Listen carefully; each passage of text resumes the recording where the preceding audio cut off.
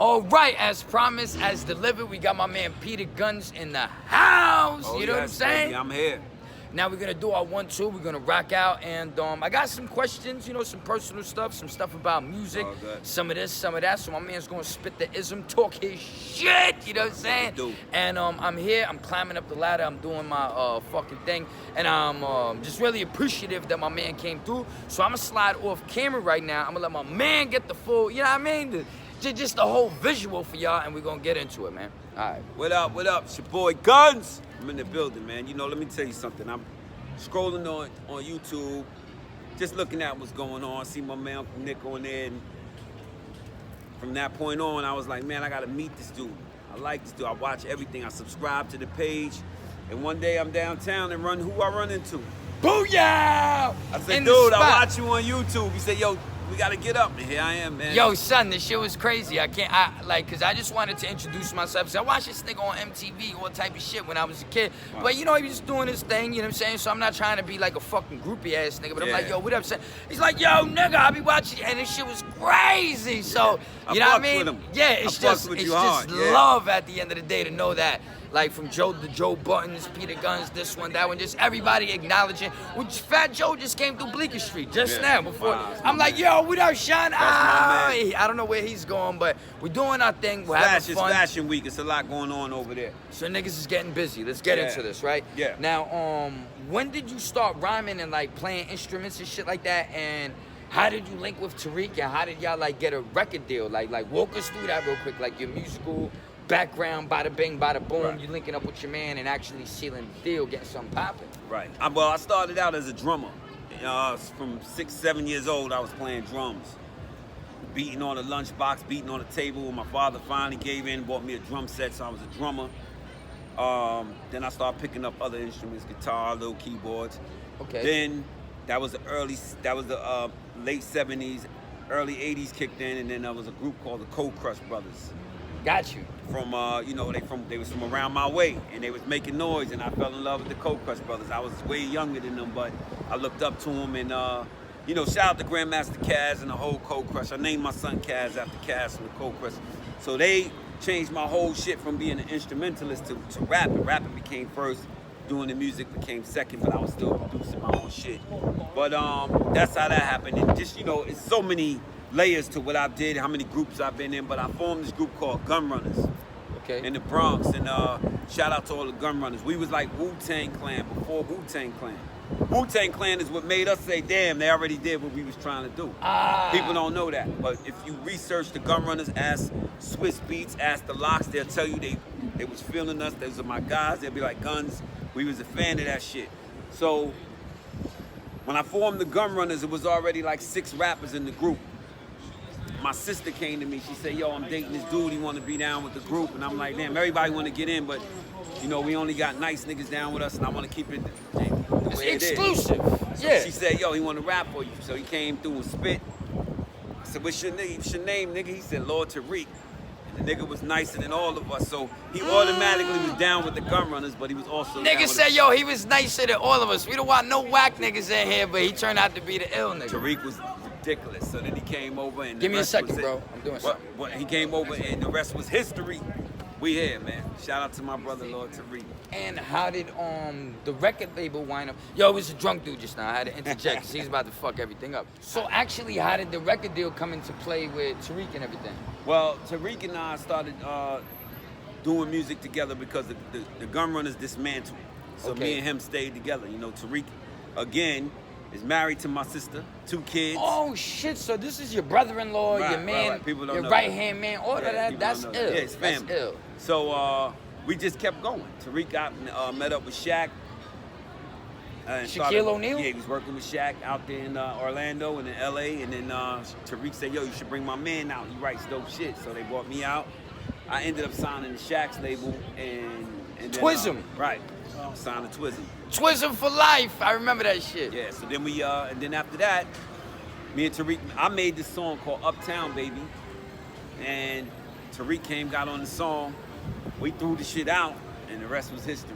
So now we had a bidding war. We ended up signing Columbia Records, and that's it. Okay, got you. Sold 2 million of them shits.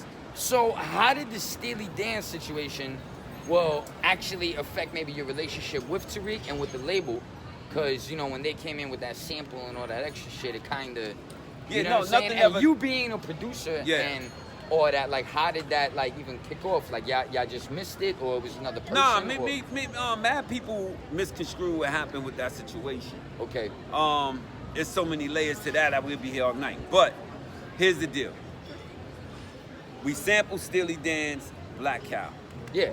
I was gonna play it over on guitar and bass, and it just wasn't sounding the same, so we had to keep the sample. Now we had a bidding war. We had the labels up to $1 million to sign us. Okay. The only way they was gonna sign us is if we cleared the sample. Got you. The only way we could clear the sample was to give 100% of the publishing to Steely Dan, plus $100,000. So y'all would like basically eat this. Y'all can have that, but we're gonna get this money and make another hit. Yeah. What the fuck? Like, didn't pan out that way, but we gave them the money. But most people have it misconstrued.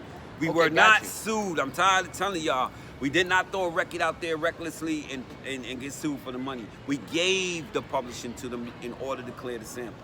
Gotcha. So in order to get to the next stage, we had to clear the sample. The label would not let us put out the record. They wasn't going to sign us without clearing it. So we had to give them everything. 2 steps forward to take 10 steps forward. I mean, 2 steps backwards to take 10 steps That's forward. all it was. Got you. Exactly. All right. I'm glad that you put that. So there was no static with Tariq or anything. Y'all Never. made that. Nah, that's my brother. No.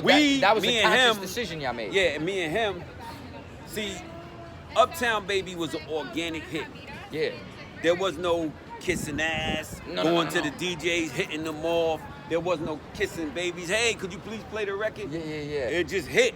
So the next joint we was putting out, we had to do the groundwork, kiss ass, see the DJs, and we didn't know how to. We was just like, what the fuck? And it didn't hit like that. Yeah. So then when it didn't, because we put it out too late. So got you. I want to say that 75%, 65, 70% is our fault. The rest is the label and people just fronting on us. But then we also got to, I also got to say niggas was scared of the machine behind us, which was Sex, Money, Murder. We had a lot of gangsters behind us that was from the hood, and a lot of record labels, executives, a lot of DJs were scared to even book us to the clubs because they knew we was what came along with that. Yeah. The reputation. Yeah. So now, what was your relationship like with Terror Squad? Fat Joe just came through this motherfucker. He was sliding through, like I said, like, you from the Bronx, you connected to certain things, like your relationship with Terror Squad, family. Big Pun. You got any funny stories with Big Pun or anything? Because every time I see like somebody mention him, they always talk about like how he was spraying niggas with water guns or doing this or doing that or whatever the fuck. Like what was your experience like building with them being from the Bronx and all that? Me and Pun had, like I said, me and Pun had fun. We had a lot of fun stories. I mean, the most memorable thing about Pun was when I had like shut down, me and Tariq shut down from the industry, he was trying to always drag me to the studio. He's like, nah, y'all too nice, man. Y'all gotta keep going, man. Like, cause he saw it and drained me, like the industry. The politics. Yeah, drained me. So he was always trying to get me in the studio. So he would have like fucking $60,000, $75,000 watch or ring on and give it to me and say, yo, you see what I just bought? And I'll look at it and he'll just drive off. If you don't come to the studio tonight, that means you stole my ring. Oh shit, yo, Pun was ill like that. Pun would be like, yo, hold that. the presidential Rolex, it's the bust down, crazy, yeah, like whatever. Check it out, like, give it to you, put it on, you say, yo, you like that shit? Yo, you better come to the studio and leave. Or you stole from me. Yeah. Yo, do Pun, shit like that. That's an ill nigga. So Pun, how were those Pun sessions? also was, the sessions with Pun, we did a song with Pun and Joe called Cross Bronx Expressway. Anybody that remember the album, or if you don't, we had a song on there called Cross Bronx Expressway, which started the political stuff. Joe and Pun cleared it. The labels didn't want to clear it. Finally, Joe got it cleared, but it was too late. We already did the second single. That would have been a hot second single. The other thing was Uptown Baby was supposed to be a mix with Jay-Z, Nas. We had Mace. We had different boroughs doing verses over it, and we couldn't clear it because the politics with the labels, which was fucked up because we felt like that anthem would have been crazy with Nas. Mace, Nas, and Jay-Z. Y'all getting legendary shit from Uncle Nick right now. So the labels actually fucked up a lot of good music back in the day. Right. So it was gonna be Pun, Mace, Jay-Z, and Nas on the remix of Uptown Baby, but none of the labels would let us do it. They all fucking was acting like biatches. Yo, that's crazy. So now my man had the funny story about Pun with the Rolex. You know what I'm saying? is there anything that maybe was creative or crazy or just off the hook, or maybe something that stood out to you with you and Tariq going on the road? Because I'm sure that y'all had like a lot of fucking bookings and different things with the Uptown Baby, with this and that, like, or was it short-lived, like going on the road? No, I mean, like the road never stopped. The road was the bread and butter. Yeah, road was where you made your cash at, your money at. So you wasn't really like not trying to miss too much road days. So we had fun on tour. Tour was up and down. At first for me, you know, coming from the Bronx, never really having a lot, and then now I'm on my own tour bus, pulling up to the hotel with fans and shit outside going crazy, and I'm like, oh, who the fuck staying at our hotel? Still ain't sitting in that they out there for us.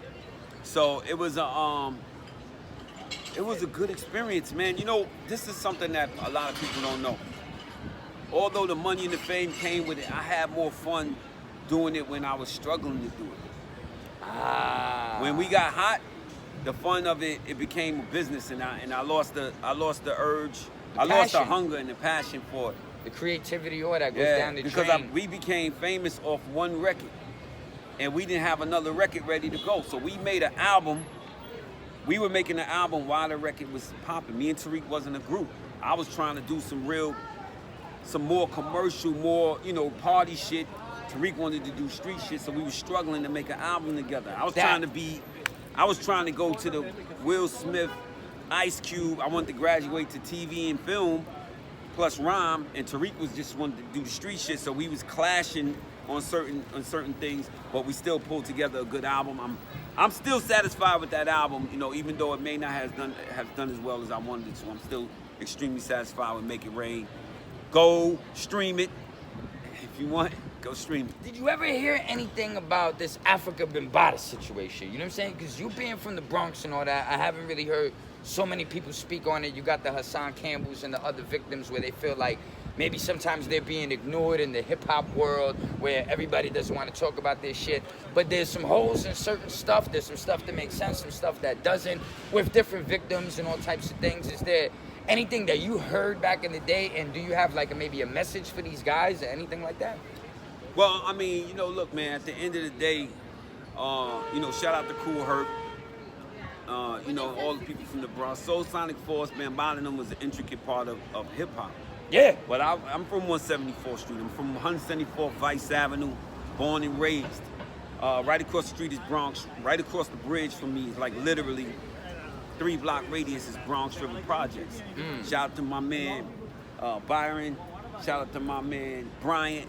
Shout out to my man Kurt. Shout out to X. All my people out there in Bronx River. Mick and all of them. I went to Monroe High School. When I was in 9th grade, 8th grade, there was rumblings of that about Duke. Don't have no confirmation. Don't know nothing for certain. But it was common knowledge around the youngsters that, you know, that's what they were saying about Homeboy. That was coming back to me. Now, again, never came at me, always been respectful, always like, you know, bigged them up. I actually saw him, last time I saw Minister Farrakhan, he was waiting there to see Minister Farrakhan because, and literally 2 weeks after that, things blew up after he saw Minister Farrakhan. So I don't know if he was trying to get out in front of something. But at the end of the day, man, you know, I don't have no first-hand experience. I never spoke to nobody. No connection to it really, But I'd be a liar to tell you that I wasn't hearing that as a youngster, you know, running around James Monroe or running through the projects in Bronx River with my man Brian and them. Shout out to Brian. Brian is, you know, not the snitch, but Brian was one of the niggas that told me, some funny shit. So, like, for those brothers that feel like that this went down or that went down, a lot of them sometimes are bugging out online or telling their story this way or that way. Like, what would you say to them to maybe like give them a little resolution or like a little peace in their mind moving forward? Just as a man being grown, experiencing many things in life, like, you know what I'm saying? Is there anything you would like to say to them? Not like to, but like any advice you could give them moving forward? I don't know, man. I think speaking out and letting it be known what happened to them is that's what's healing them and making them, you know, being an advocate. Yeah, if that's making them, you know, maybe that might help somebody else with them speaking out or whatever it is. It's sad for me, man, in two ways. I'm sad for them if that's what happened, Yeah. And I'm sad because Bambaata's a hero, man. You know, dude. Yeah. Dude is very instrumental in this almost $1 trillion business that he created. This culture, it started out there in the Bronx, and Africa Bambaataa is single-handedly responsible for a lot of shit that niggas is doing. So, Electric Boogie and all that shit, and I mean like the culture. So it's sad for me in a way. Gotcha. But you know, look, man, where smoke is fire, man. You know, I don't know. I've been hearing that for a long time. So I don't know. I don't know how you handle. Well, that's me too, cause I said, yo, if my mans was coming to me back in the days telling me shit like that, we would have did juvenile life. I'm gonna leave it at that. Like, we're not gonna be playing this game. Well, with people. hold on. Let me say this. They ain't say it happened to them. They was saying they was hearing shit. No. I'm saying, like, if my friend came to me and was like, this guy did this, let's go to his house, and that's like that, and they feel that, like, they trapped or they're a victim or they can't get away, people not listening to them, fuck it.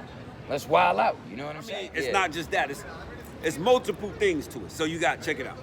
So you in the South Bronx. Where I'm from, in the Bronx, it's fucked up. Shit was fucked up over there. You fucked up. So now you got your hero popping. You know what I mean? So he's touring, he's going to different countries, he's on fire. That could be a little inviting for if he came and say, yo, right. Y'all want to go to London or Africa with me?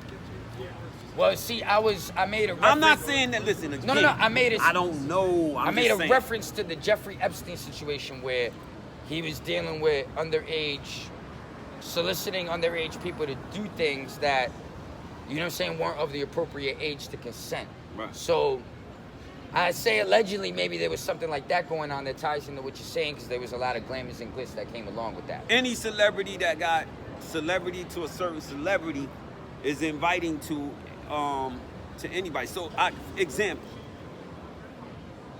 if R. Kelly got a tape and they saying this is R. Kelly and this is him with a 14-year-old girl, how do you let your kids go be around R. Kelly? Guilty or not? That's what I'm saying, though. Like, yeah. Listen, I had an argument with somebody the other day. They asked me, do I think Michael Jackson was guilty? I said, no. Okay. They said, would you let your son go stay with Michael Jackson? Because they were trying to make a point. Yeah. But no, nigga. Once somebody gets that claim on them, it's that stigma. And just, I mean, and not just him, just nobody, no grown man. Anybody. Anyway, but once you get that, why are you still letting your kids trudge around? Now, so what I'm saying is, but I also understand celebrity being, being inviting to a young girl. You know what I mean? Yeah. It enables certain behavior, and parents turn the blind eye thinking that, they're doing something big. Maybe my kid's gonna be the next thing, because we're all coming from poverty. Well, I don't blame the kids. I blame the parents. No, I'm saying, and exactly. most of all, I blame him.